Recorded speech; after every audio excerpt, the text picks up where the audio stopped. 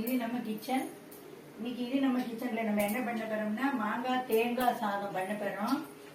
இது ஒரு அரிசிலையும் இருக்கும். இது ஒரு டிஃப்ரெண்ட் டைப்பா இருக்கும். இப்போ இதுல எண்ணெய் விட்டுண்டு கடுகு தாளிச்சாச்சு.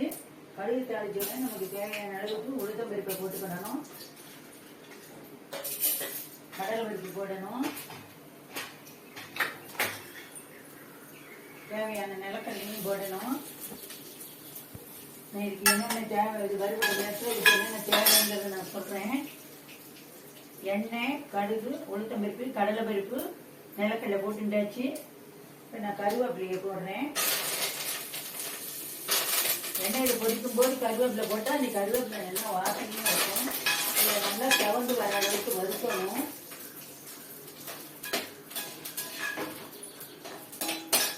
செவந்தாச்சு. இப்போ கொஞ்சம் நம்ம பெருங்காய கட்டி இதில் போட்டு இதில் நான் தண்ணி ஊற்றி வச்சுருக்கேன். இந்த மாரி போடும்போது பொடியெல்லாம் போடுறதோட சின்ன போட்டாக்கா நல்லா வாசனை இருக்கும். இப்போ மிளகா வத்தல் போடுறேன். அப்போ வெங்காயம் வாசனை மிளகா வத்தல் இறங்கிடும். என்னன்னா இது மாங்காய் தேங்காய் சாதம் அப்படிங்கிறதுனால கொஞ்சம் துருவி வச்ச மாங்காயை நம்ம இதில் போடுறோம். மாங்காவாக நிறைய சீசனில் கிடைக்கிற காலத்தில் நீங்கள் நிறைய வாங்கி நல்ல மாங்காய் எல்லாமே யூஸ் பண்ணுவோம்.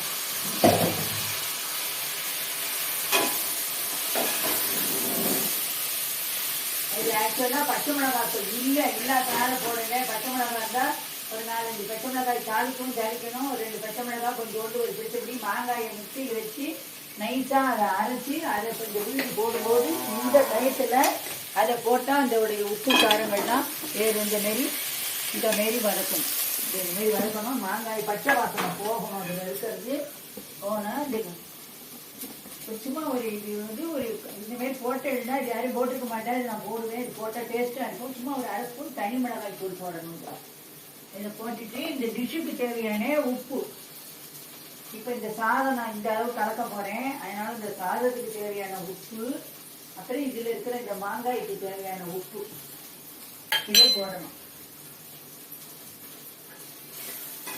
இதை போட்டு நல்லா வதக்கணும்.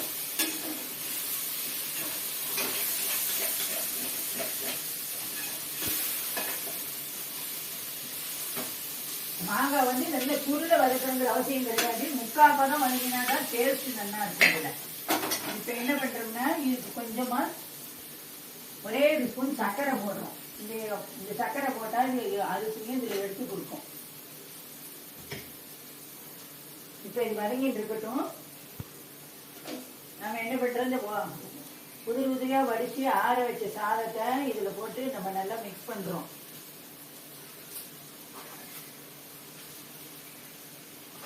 இப்போது இதுக்கு தேவையான அளவு போதும்.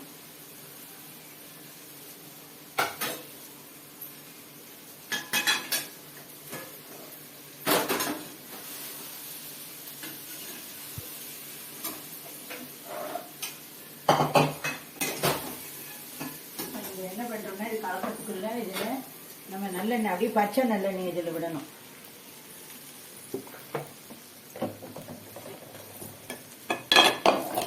பச்சை நல்லெண்ணெய் விட்டு இது நல்லா ஈவனாக மிக்ஸ் ஆகிற அளவுக்கு நல்லா இந்தமாரி கலக்கணும். இதுலேயும் பச்சை பட்டாணி இருந்தால் கூட இது வதக்கும் போது போட்டு பண்ணலாம். அது ஒரு டேஸ்ட்டாக இருக்கும். எல்லாமே நம்ம இன்னோவேட்டி தான். நம்மளுடைய கற்பனைக்கு ஏற்றாப்புல நம்ம செஞ்சு பார்த்தே நமக்கு எப்படி பிடிச்சிருக்கோ அதுமாரி செஞ்சு சாப்பிட்டுக்கலாம். நான் இப்போ இது பண்ணுற மெத்தட் இது ரொம்ப நல்லா இருக்கும். இது சாதம்னா இதில் மிக்ஸ் ஆகணும். இந்த மாங்காயும் இந்த சாதமும் ஒன்று சேரணும். ஒன்று சேர்ந்தா தான் அது ருசி வரும். இப்போ நம்ம என்ன பண்ணுறோம்னா இது மாங்காய் தேங்காய் சாதங்கிறதுனால கொஞ்சம் தேங்காய் துருவி வச்சுட்டு இருந்தோம்னா முன்னாடியே வச்சுருந்தோம்னா இதில் கொஞ்சம் தேங்காயை போடணும். நிறைய பண்ணுங்கிறது இல்லை. இதில் மாங்காய் தான் ஹைலைட்டு. டேஸ்ட்டுக்காக நம்ம போட்டுக்கோம். இப்போ இது ரெடி ஆயிடுச்சு. இப்போ இது நம்ம சர்விங் பவுலுக்கு மாற்றிடலாம்.